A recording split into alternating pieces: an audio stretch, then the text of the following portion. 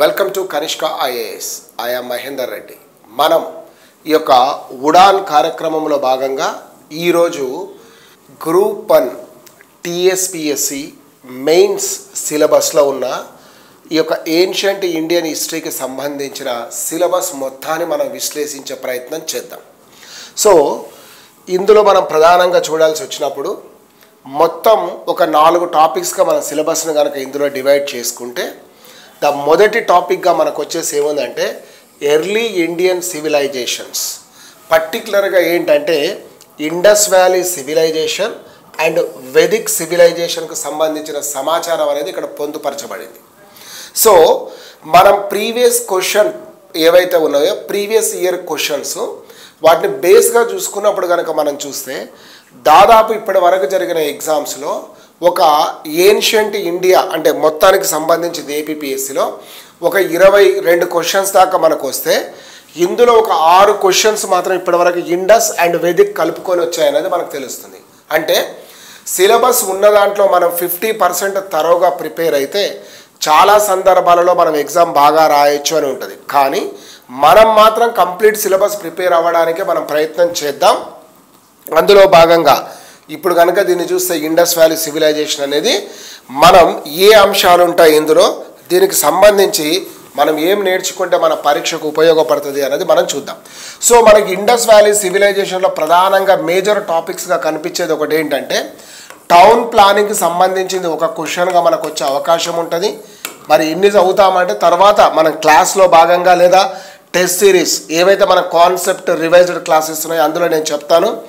రెండవది వచ్చే వరకు సోషియో ఎకనామిక్ కండిషన్స్ ఒకటి, తర్వాత మరొకటి దాని లెగసీ కంటిన్యూ అవుతున్న విధానం మాత్రం చాలా ఇంపార్టెంట్గా మనకు కనిపిస్తుంది.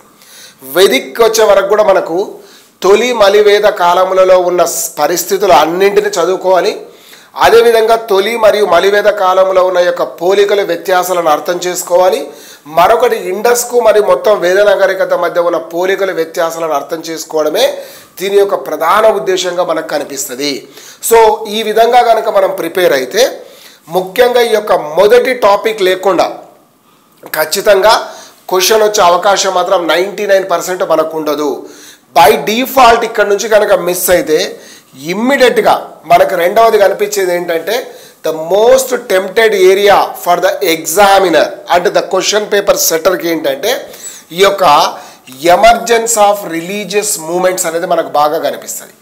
ఎందుకు ఎమర్జెన్స్ ఆఫ్ రిలీజియస్ మూమెంట్స్ అనేది బాగా ఇంపార్టెంట్గా కనిపిస్తుంది ఆ యొక్క వీరికి అన్నది కనుక మనం గుర్తుంచుకుంటే సో బేసిక్గా ఈ మనకు మొత్తం సిలబస్లో మేజర్గా 2 భాగాలను విభజించుకుంటే ఏన్షియంట్ ఇండియన్ హిస్టరీలో ఒకటి ఇండస్ వెదిక్, తర్వాత బుద్ధిజం అండ్ జైనిజం ఒక పార్ట్ గాను, దాని తర్వాత వచ్చేది మగధ కానీ, ఆ తర్వాత వచ్చే మౌర్య కానీ, తర్వాత వచ్చే ఈ యొక్క మిగతా టాపిక్స్ ఏవైతే ఉన్నాయో ఇండో గ్రీక్ ఆర్కిటెక్చర్ మరియు ఈ యొక్క మథుర గాంధార అమరావతి శిల్పకళలు మొదలైన వాటికి సంబంధించినగా ఒకటిగా 2 భాగాలు చేసుకుంటే ఈ మొదటి 2 టాపిక్స్ అంటే ఎర్లీ ఇండియన్ సివిలైజేషన్లో భాగంగా ఇండస్ వ్యాలీ మరియు ఈ యొక్క వెదిక్ ఒకటిగాను, రెండవది ఎమర్జెన్స్ ఆఫ్ రిలీజియస్ మూమెంట్ సంబంధించిన ఇదిగాను జైనిజం మరియు బౌద్ధ మతానికి. జైన బౌద్ధ మతాలు క్రీస్తు పూర్వం 6వ శతాబ్దంలో భారతదేశంలో విరాజిల్లిన గొప్ప మతాలు. తర్వాత కాలంలో ఇది భారత ఉపఖండాన్నే కాకుండా ప్రపంచవ్యాప్తంగా ముఖ్యంగా తూర్పు ఆసియా దేశాలలో ఇది బాగా విస్తరించింది అన్నది మనకు తెలుసు. అయినా మన గ్రూప్ 1 ఎగ్జామ్ పాయింట్ ఆఫ్ వ్యూకి వచ్చే వరకు 2 కలిపి నేను చూసుకుంటున్నాను. బౌద్ధ జైన మతాల యొక్క ఆవిర్భావానికి గల కారణాలు ఏంటైనా అడగవచ్చు. బౌద్ధ జైన మతాల యొక్క వ్యాప్తికి సంబంధించింది సమాచారం మనం ఉండాలి. బౌద్ధ జైన మతాలు భారతీయ సంస్కృతికి చేసిన సేవ ఎట్టిదన్న విషయాన్ని తెలుసుకోవాలి. అదేవిధంగా బౌద్ధ జైన మతాలు ఇండియన్ ఫారిన్ పాలసీలో ఏ విధంగా ఉపయోగపడతామన్న కోణం ఒకటి చూడాలి. మరొకటి బుద్ధుడు అంటే గౌతమ బుద్ధుడు మరియు వర్ధమాన మహావీరుడు వీరిద్దరూ బోధించిన బోధనలు ఈ సమకాలీన సమాజంలో ఎంత మేరకు ఉపయుక్తంగా ఉన్నాయన్నది మనం చూసుకునే అంశం మనకు ఒకటిగా కనిపిస్తుంది. సో ఇది ఒకటి. నేను ఇందాక చెప్పాను అవుట్ ఆఫ్ 22 క్వశ్చన్స్ ఇప్పటివరకు ఏపీపీఎస్సీలో 6 మొదటి టాపిక్లో కనిపిస్తే ఇంకొక 6 దాకా ఈ రెండిటి మీద ఆధారపడి మనకు వచ్చాయన్నది వెరీ స్పష్టంగా మనకు కనిపించింది. సో ఇది మనకు చాలా ఇంపార్టెంట్గా కనిపిస్తుంది. దీని కనుక మనం ఇంటెన్సివ్గా ప్రిపేర్ అయితే మనం ఈ యొక్క 10 మార్కులకు సంబంధించిన దాన్ని సులభంగా మనం రాసే అవకాశం పెరుగుతుంది అన్నది నేను చెప్తాను. తర్వాత నెక్స్ట్ సిలబస్లో కాస్త అందరికీ కొత్తగా మిగతా వాళ్ళకంటే మనం భిన్నంగా ఎక్స్పెరిమెంట్ చేయాలి, ఖచ్చితమైన సమాచారంతో ఇక్కడ సమాధానం రాయాలి అనుకున్న అభ్యర్థులకి నేను ఒక మంచి మెటీరియల్ క్లాస్ అనేది మీకు ఫ్రీగానే దీన్ని ప్రొవైడ్ చేసే ప్రయత్నం చేస్తా. Indo Greek art and architecture భారతదేశంలోనే కాకుండా మధ్య ఆసియా మరియు పశ్చిమాసియా ప్రాంతాల నుంచి క్రమంగా ఈ యొక్క ఇండో గ్రీక్ కల్చర్ ఏ విధంగా డెవలప్ అయింది, అది భారతదేశంలో ఈ యొక్క మథుర, గాంధార, అమరావతి శిల్పకళలపైన ప్రభావం ఏంటన్నది చూడాలి. అలెగ్జాండర్ తను సైన్యాన్ని తీసుకొని ప్రపంచాన్ని జయించడానికి బయలుదేరి తన మరణాంతరం సెల్యూకస్ నికేటర్ వాయువ్య భారత ప్రాంతంలో తను రాజు అయిన తర్వాత, స్వతంత్ర పాలకుడు అయిన తర్వాత ఆయన కుమారుడు యాంటియోక్స్ వీళ్ళు కాలంలో ఈ ప్రాంతంలో ఏ విధంగా ఆర్కిటెక్చర్, ఆర్ట్ ఏ విధంగా డెవలప్ అయిందన్న దాన్ని క్లియర్ క్రిస్టల్ సమాచారాన్ని మనం ఇచ్చుకోవచ్చు.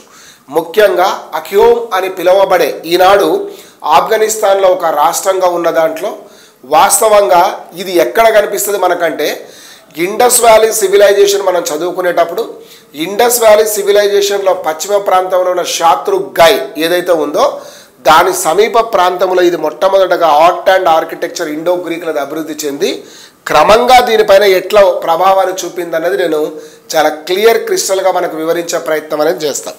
అదేవిధంగా లాస్ట్ టాపిక్గా మనం చూస్తే కొంచెం జంప్ అయ్యాడు అక్కడ మధ్యలో, కాబట్టి మౌర్యుల అనంతరం రావాల్సిన అమరావతి, గాంధార శిల్పకళలు అక్కడెందుకు పెట్టాడు అంటే ఇండో గ్రీక్ ఆర్కిటెక్చర్ ప్రభావం ఉంది కాబట్టి విద్యార్థి సులభంగా చదువుకోవడానికి అర్థమవుతుంది ఇక్కడే అనే ఉద్దేశంతో పెట్టబడిందిగా మనం భావించాలి తప్ప సిలబస్ కొంత అంటే నిజంగా కొన్ని దగ్గరలో అన్ఆర్గనైజ్డ్గా ఉంది, ఇక్కడ ఆర్గనైజ్డ్గా ఉన్నట్టుగానే మనకు కనిపిస్తుంది. ఇట్ బ్యూటిఫుల్ ఆర్కిటెక్ట్ ఇయర్ మాత్రం ఇక్కడ సిలబస్ ఫ్రేమర్ చేసింది.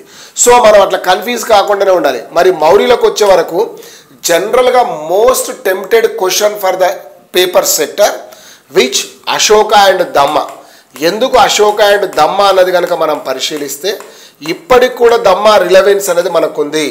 భారత రాజ్యాంగంలో పొందుపరచబడిన ఫండమెంటల్ డ్యూటీస్కి అశోక దమ్మతో చాలా పోలికలు ఉంటాయన్నది మనకు తెలిసింది. అదేవిధంగా అశోకుడు ఏదైతే ఉన్నదో ఆయన శాసనాలు కానీ అశోకుడి పాలన కానీ అశోకుడే కాకుండా మౌర్యుల కాలంలో ఉన్న సామాజిక ఆర్థిక పరిస్థితులు ఏ విధంగా ఉందన్నది ఎప్పటికీ మనకు ఉపయుక్తంగానే ఉంటాయి. ముఖ్యంగా ఆ కాలంలో విరాజిల్లిన ఆర్థిక వ్యవస్థ, వ్యవస్థీకృతమైన ఆర్థిక వ్యవస్థ ఒక అద్భుతమైన అభివృద్ధి అన్నది మనకు తెలుసు. దాన్ని మనం చదివే ప్రయత్నం చేద్దాం. శాతవాహనాస్ అని సపరేట్గా ఇక్కడ అడిగాడు. మళ్ళీ తెలంగాణ చరిత్రలో కూడా భాగంగా ఉంది కదా అంటే ఉంది. శాతవాహనులే కాదు, ఈ కాలంలో సమకాలీన పాలకులు అందరి గురించి కూడా మనం కొంత చూడాల్సి వస్తుంది. అంతా బాగుంటే కుషానులు, కనిష్కుడిని కూడా మనం ఇక్కడ చూడాలి. గుప్తులు అనేది మనకు తెలిసిందే. ఈ యొక్క ఏరియాకి వెళ్ళి కూడా గుప్తులకు సంబంధించి సైన్స్ అండ్ టెక్నాలజీ రిలేటెడ్గా ఒక క్వశ్చన్ అనేది అడిగాడు గతంలో, మనకి ఏపీపీఎస్లో కనిపిస్తుంది.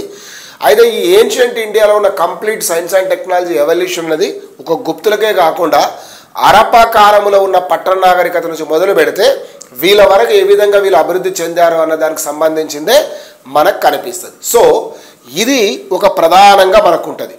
మొత్తం మీకు 22 క్వశ్చన్స్ దాదాపుగా నేను గమనించిన వాటిలో ఏన్షియంట్ ఇండియా మొత్తంలో 6 ఇండస్ వ్యాలీ మరియు వెదిక్ నుంచి, ఒక 6 బౌద్ధ జైన మతాల గురించి, అదేవిధంగా ఒక క్వశ్చన్ మగధ యొక్క అభివృద్ధి గురించి, మిగతా క్వశ్చన్స్ ఏవైతే అరౌండ్ 11 దాకా ఉన్నాయో ఈ యొక్క డిఫరెంట్ టాపిక్స్ నుంచి వచ్చాయి. అందులో సంగమేజ్ నుంచి కూడా 2 క్వశ్చన్స్ కనిపించాయి. అంటే అప్పుడు ఏమవుతుంది, 2, 12, 1, 3, 13, 14 క్వశ్చన్స్ పోతే దాదాపుగా ఒక 7 to 8 క్వశ్చన్స్ ఈ యొక్క మౌర్య, శాతవాహనస్, గుప్తాస్ అంటే పార్ట్ 1, పార్ట్ 2గా మనం ఈ యొక్క సిలబస్ను కనుక డివైడ్ చేసుకుంటే దేనికి సంబంధించి ఈ యొక్క టీఎస్పీఎస్సికి సంబంధించిన దాంట్లో Indus valley, Vedic, religious movements అన్న కోర్గా తరోగా ప్రిపేర్ అవ్వాలి. లేదు అనుకుంటే ఆ తర్వాత వచ్చే ఈ యొక్క మౌర్యులు, డార్క్ ఏజ్, గుప్తులు కనుక ప్రిపేర్ అంటే మొత్తంలో రెండిట్లో ఒకదాని కనుక ప్రిపేర్ అయితే మనం మ్యాక్సిమం 10 మార్క్ క్వశ్చన్స్ను బాగా అటెంప్ట్ చేసి ఒక 7 తెచ్చుకోవచ్చు. నేను ఇక్కడ ఒక 22 క్వశ్చన్స్ ఉన్నాయని చెప్పాను. 22కు 20 క్వశ్చన్స్ మోడల్ ఆన్సర్స్ అనేవి మన యాప్లో ఇవ్వడం అనేది జరుగుతుంది. సూన్లీ మనకు యాప్ అనేది మీకు పర్ఫెక్ట్గా అందుబాటులోకి వస్తుంటుంది కాబట్టి నేను చెప్తాను.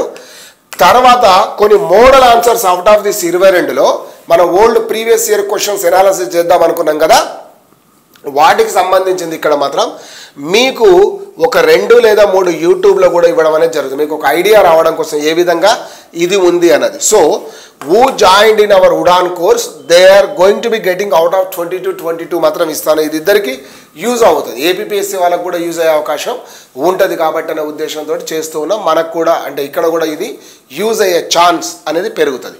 సో మీకు ఈ యొక్క ఉడాన్ కార్యక్రమం వల్ల ఇలా సిలబస్ను విశ్లేషణనే కాదు, మోడల్ కాన్సెప్ట్స్ మరియు టెస్ట్ సిరీస్, రివైజ్డ్ కాన్సెప్ట్ నేను చెప్తున్నా కదా, ఇందాక నేను చెప్పాను ఒకటి, అదేంటి అంటే మీకు Indo Greek art and architecture అనేది మీకు ఎక్కడ లభ్యమయ్యే అవకాశం లేదు. ఎక్కడ ఏ విధంగా రాసినా అది స్వల్పంగా కొంచెం అటు ఇటుగా రాయబడినట్లుగానే కనిపించింది నాకు. I'm trying to be give it is a perfect and authentic information to you. So దీన్ని మనం ఈ విధంగా ప్రారంభిద్దాం. ఇదే కార్యక్రమంలో భాగంగా రోజువారీగా మనం కొన్ని వీడియోలు మిగతా సబ్జెక్టులకు సంబంధించినవి నా సబ్జెక్ట్తో పాటు ఇస్తూ రావడం అనేది జరుగుతుంది. సో మీరు దీన్ని ఉపయోగించుకొని తప్పకుండా విజయం సాధించే ప్రయత్నం అనేది చేయండి. Thank you all the best.